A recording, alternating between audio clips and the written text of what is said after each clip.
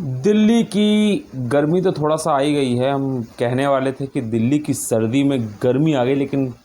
दिल्ली में तो सर्दी एक तरह से लग गया है, ख़त्म हो गई और गर्मी आ गई। लेकिन इस गर्मी के पारे को और ज़्यादा बढ़ा दिया है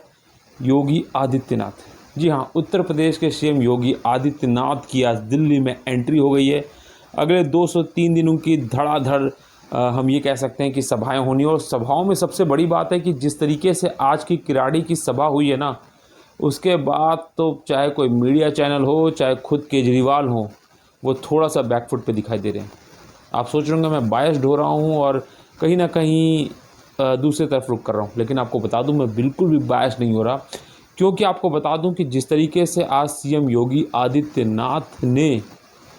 केजरीवाल जी को ललकार दी है, और उसमें सबसे बड़ी बात, अभी आपको याद होगा कि महज एक दिन पहले यानी कल सीएम योगी आदित्यनाथ ने प्रयागराज में पहली कैबिनेट बैठक, हम ये कह सकते हैं कि कुंभ जहां लगा है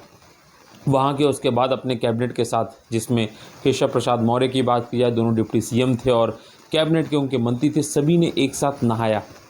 जो कि बहुत बड़ी खबर भी बनी कि पहली बार शायद ऐसा होगा कि पूरी कैबिनेट के साथ कोई सीएम ने कुंभ में स्नान किया हो। अब उसी को मुद्दा बना दिया है योगी आदित्यनाथ ने दिल्ली में आके। उन्होंने केजरीवाल को चैलेंज किया है। जी हाँ, बात नहीं की है, चैलेंज किया है कि क्या उनमें हिम्मत है कि वो गंगा में जैसे उतरे थे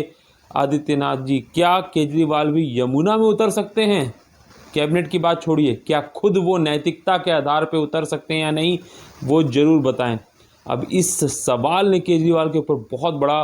खुद में सवाल खड़ा कर दिया है, क्योंकि आपको बता दें कि जब वो इलेक्शन में जो अपनी बात कहते थे, उसमें सबसे बड़ी बात यही कहते थे कि अगले आने वाले 5 सालों में हम गंगा को इस तरीके से साफ़ कर देंगे कि हम सब भी साथ में डुबकी लगा सकें। लेकिन अगर वास्तविकता की धरातल पे आप भी उतरेंगे तो अभी भी यमुना स्थिति ऐसी है कि हमने देखा था कि जब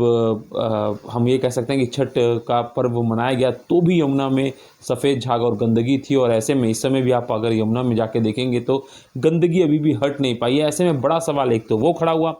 दूसरा सबसे बड़ा सवाल उन्होंने सीवर लाइंस को लेके, जो सीवर यानी जो नाले आप देखते होंगे ना, उसमें जो लाइनें पड़ती हैं जिसके थ्रू पानी और चीज़ें आती हैं, जो कि बहुत इंपॉर्टेंट है, सीवर लाइन पे जो सवाल उठाया, उसके एवज में तो शाम तक केजरीवाल को भी अपनी सभा में बोलना पड़ गया कि जल्द ही हम सीवर लाइन, जब हम दोबारा इस बार सरकार में आएंगे तो सीवर लाइन को दुरुस्त करेंगे, उनको हटाएंगे, नवीकरण करेंगे। कह सकते हैं कि योगी आदित्यनाथ ने ऐसा फिर से चक्र चला दिया है ना, जो शायद मुश्किल हो जाए संभालना आम आदमी पार्टी को, क्योंकि महाराष्ट्र और हरियाणा में हम देख सके हैं कि सीएम योगी आदित्यनाथ के जो बयान था, बटेंगे तो कटेंगे, वो आज भी लिखा हुआ था मंच पर, उसमें एक है तो सेफ है, जो पीएम नरेंद्र मोदी ने बोला था, इस बयान को फिर से चर्चा में ला दिया है दिल्ली इलेक्शन में। और इस यमुना वाले बयान पे आप क्या कहेंगे, कमेंट बॉक्स में हमें बताइए कि क्या केजरीवाल चैलेंज एक्सेप्ट करेंगे कि वो यमुना में उतरेंगे, क्योंकि अगर वो यमुना में उतर गए तो केजरीवाल जी बढ़त बना सकते हैं, और अगर वो यमुना में नहीं उतरे इस चुनावी दौरान तो शायद बढ़त बीजेपी के हाथ में हो।